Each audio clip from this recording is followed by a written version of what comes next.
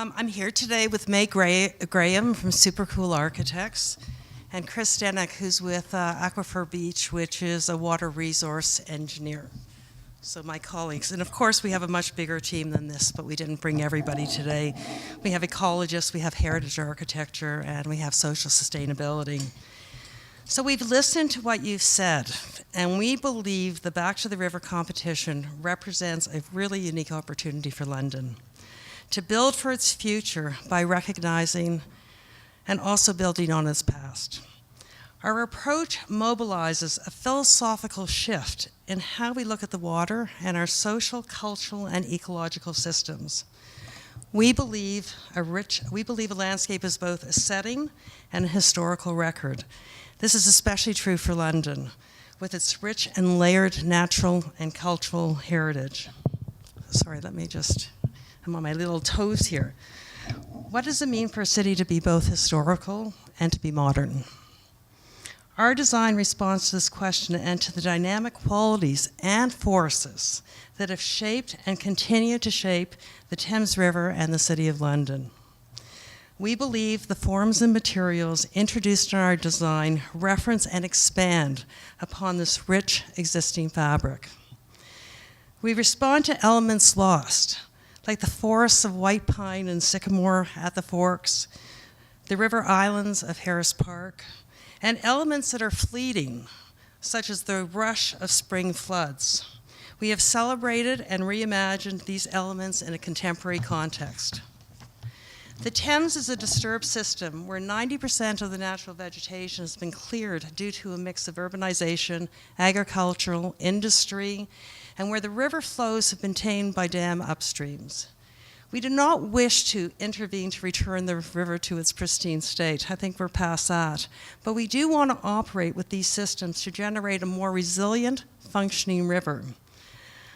I'd like to take a moment to quote landscape architect theorist Elizabeth Myers.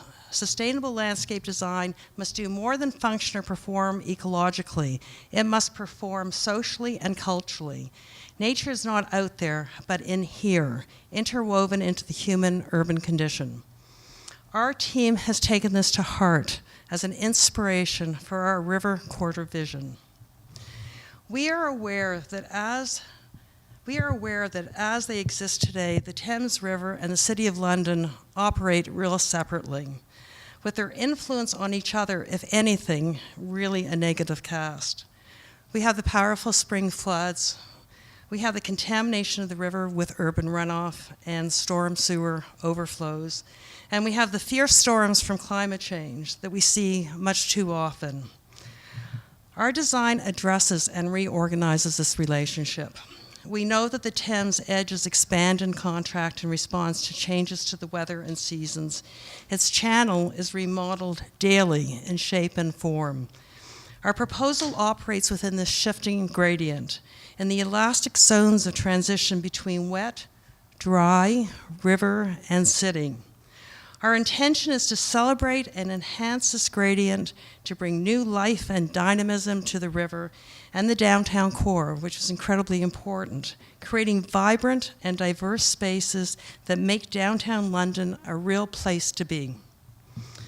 Prior to being named the Thames, French fur traders named the river La Tranche. Another name given to the Thames by the Ottawa and the Ojibwe First Nations people is the Antler River, a reference to its forked form, which as landscape architects we really sort of liked. So we've taken these as an inspiration because they're so deeply embedded in the history and the identity of the river. And part of our vision shows how we reach from the river into the city along these branches of blue and green infrastructure, which Chris will talk about later, but also pulls from the city to the river along new pedestrian, cyclist, and transient networks, and an armature that extends into the river valley. By operating across this gradient, from wet to dry, river to city, our vision creates a seamless language that becomes a catalyst to the revitalization of both the river and the city, and will come to define London as a city that cares about creating a healthier living environment.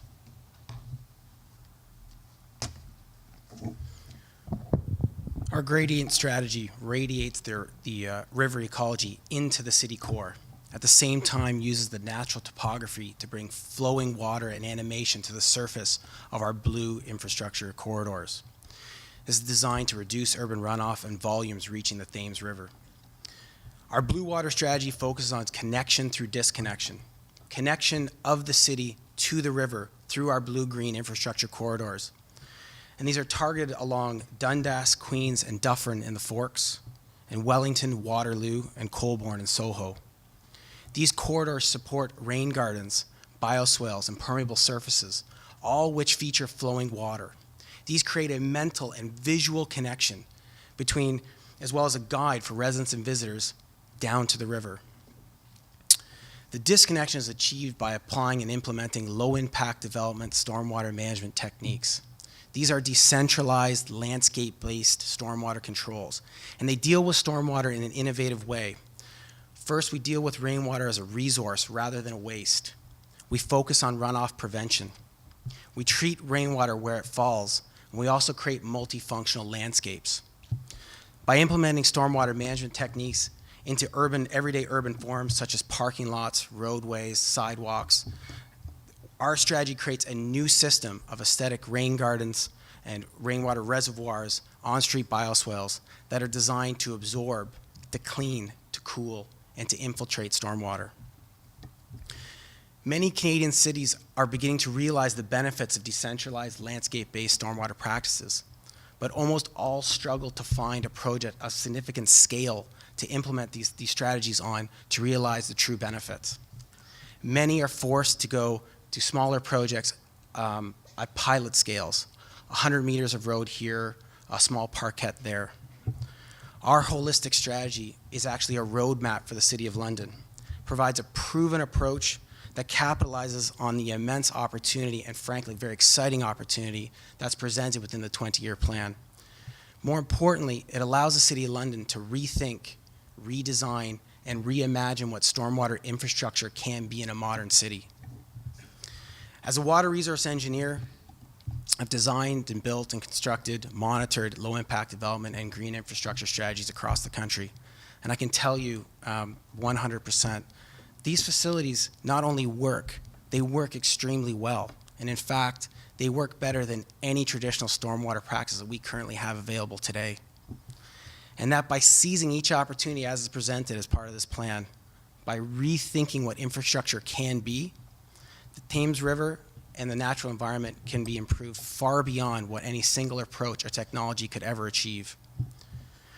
Our strategy is able to provide the opportunity of stormwater control for the existing urban core of the City of London. It's expected that this strategy will reduce stormwater volumes by 30 to 100%, depending on the storm size. During extreme events, we anticipate a 30% reduction in peak flows. Altogether, this reduces the number of combined sewer overflows to the Thames River and also dramatically improves both the water quality and health of the ecological system. Our green strategy focuses on enhancing the edges and gradients of the river corridor. By pulling the river elements into the city core, the boundaries between wet and dry, natural and urban become blurred and redefined, forcing us to rethink our relationship between the river and the city. Our design includes a new river edge condition, where braided shoreline permits flow between interconnected channels, wetlands, and terraces. It creates a continuous functioning edge that supports habitat, spawning grounds, and helps to purify the water that flows through it. Our blue-green infrastructure strategy works holistically, not only to restore the river itself, but to also address the underlying causes of its degradation, using a natural and authentic approach that has the ability to create beautiful, functional, and livable cities. Imagine with me for a moment the City of London. London as a city where the very fabric of the city that supports all of us, the roads, the sidewalks, the landscaped areas, even the parking lots, become the very elements that preserve and enhance the Thames River. Our social strategy is based on gradients of interaction between the city and the river along these radiating corridors as well as extensions. Currently, the street lines end at the Valley Corridor.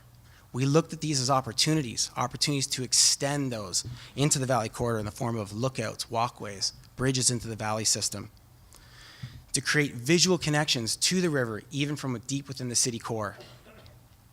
Our 6 primary blue-green infrastructure corridors were identified by our social sustainability consultant, Mobicon, from the Netherlands, as those necessary to create a robust bicycle, pedestrian, and transit network.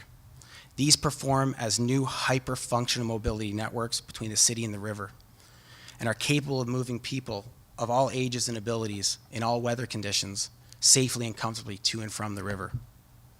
These corridors connect with the revitalized Thames Valley Parkway in the form of the River Run Multi-Use Trail, which forms a continuous network down both sides of the river valley, creating endless network possibilities. Along with the physical connections that we've created, we also envision an innovative app. This would allow residents and visitors to navigate, document, and interact with the history and geography and dynamism at the river keyed into our various lookouts. Thank you, Chris. Maybe we should just end here. That was great. The Forks is a defining landscape in London, one that references La Troche, the antler, agricultural industry, hydrology, ecology, and culture. Our goal is to bring new life and animation to the river and the downtown core through 2 main design moves.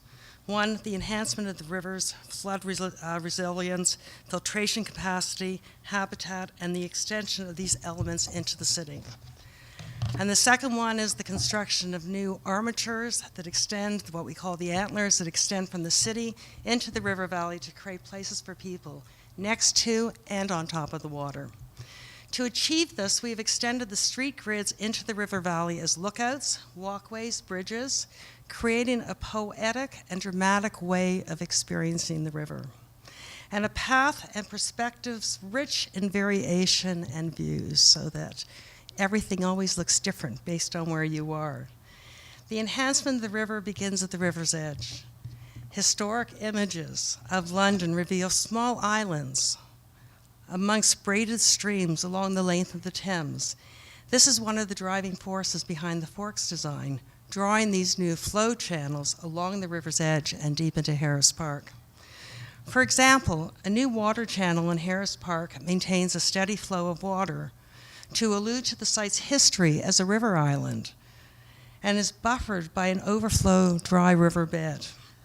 This channel cleanses water, supports habitat, and creates beautiful spaces to be in and move through, creating opportunities for fishing, splashing, and skating in the wintertime. As Chris mentioned, Dundas Place becomes a new ribbon through the city, merging continuous public spaces, rain gardens, and shared mobility in a precedent-setting streetscape that extends from the Forks right into the heart of London.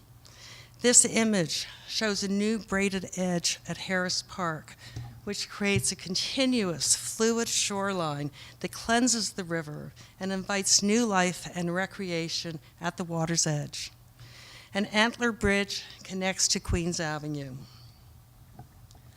Views and vistas play a prominent role in the Forks design. Lookouts amongst the top of Harris Park puncture through treed slopes as new gateways into the river valley, animated with maps and information that tell the story to all about this great river.